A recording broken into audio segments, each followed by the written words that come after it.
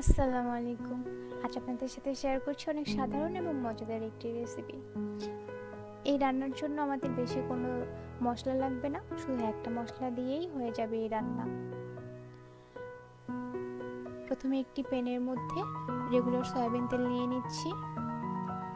তেল একটু গরম হয়ে আসলে এগুলোর মধ্যে দিয়ে দিব কাঁচামরিচ, পেঁয়াজ, রসুন। কিছুক্ষণ ভেজে নিব। পেঁয়াজ লাল হয়ে আসলে এখানে আমি হাফ চামচের মতো জিরা দিয়ে দিব।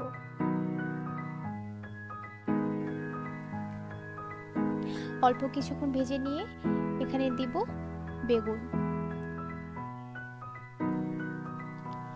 বেগুনগুলো তেলে একটু নাড়াচাড়া করে নিয়ে এখন দিয়ে দিব হলুদ আর লবণ। এখানে আমি 2 চামচের মতো লবণ নিয়ে নিচ্ছি।